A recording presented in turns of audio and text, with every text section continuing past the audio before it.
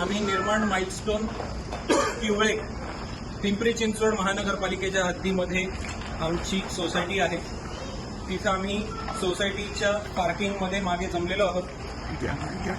काल आमच्या सोसायटीमध्ये मूळ जागा मालक सांडभोर कुटुंब यांनी सोसायटीचे चेअरमन निकम सर आणि सोसायटीमधले इतर मेंबर मेश्राम कुटुंब यांना मारहाण केली आणि ती मारहाण एवढी भयानक होती की त्या मॅडम बरोबर जे लहान मुलं होतं त्याला सुद्धा भीती वाटली. इतरही काही सदस्यांबरोबर लहान मुलं होती, ती लहान मुलं घाबरलेली होती.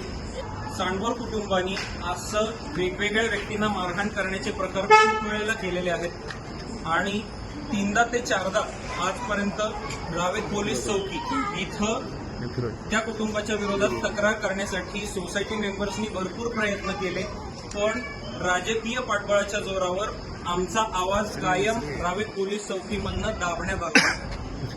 तो आवाज आम्हाला कुठंही न्याय मिळवून देऊ शकलेला नाहीये. आमचा 100 लोकांचा आवाज तिथं चौकीपाशी जाऊन सुद्धा एकच कुटुंब बाकी 100 फ्लॅट्सना जर त्रास देत असेल तर आमची अपेक्षा आहे की आम्हाला न्याय मिळावा. कालच्या प्रसंगामध्ये तर आमच्या इथल्या महिलेला सुद्धा मारहाण झाली आणि हे अत्यंत निंदनीय कार्य झालं.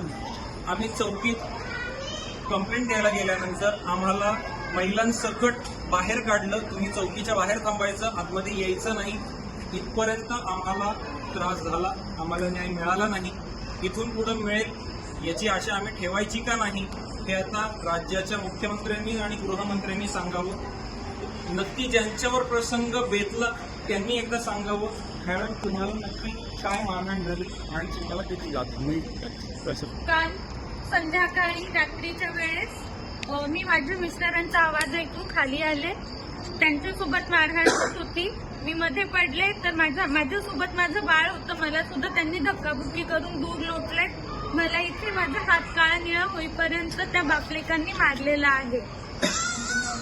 माझ्या इथे गुडघ्याला सुद्धा मार लागलाय.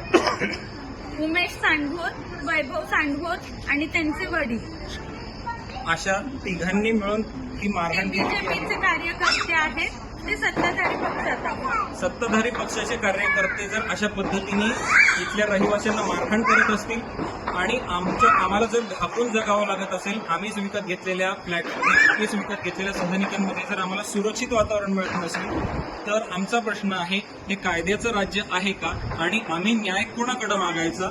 आम्हाला न्याय मिळालाच पाहिजे.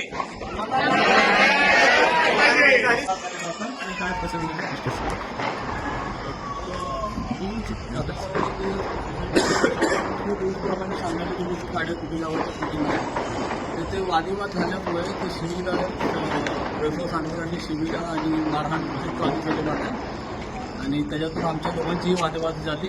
तर बाकीचे सदस्य मित्रावृत्तीचा प्रकरण करत होते तरी त्यांनी काय ऐकलं नाही आणि परत त्याचा मोठा भाऊ येऊन सुद्धा मला मारहाण केली त्याने आणि त्याच्यामुळे ते प्रकरण पूर्ण आम्ही पोलीस स्टेशनला नेऊन एनसी वगैरे दाखल केलेली आहे. आता त्याच्यावरती आम्हाला अपेक्षा आहे की लवकरात लवकर त्यावरती आम्हाला न्याय मिळावा. आतापर्यंत 3दा ते 4दा वैभव सांडभोर, उमेश सांडभोर यांच्या विरोधात एनसी दाखल झालेली आहे, पण पुढं कुठलीही कारवाई नाही झालेली. त्यामुळं खरंच आम्हाला प्रश्न पडतोय, आम्ही या राज्यात सुरक्षित आहोत की? आम्हाला न्याय पाहिजे, आम्हाला न्याय मिळाला पाहिजे.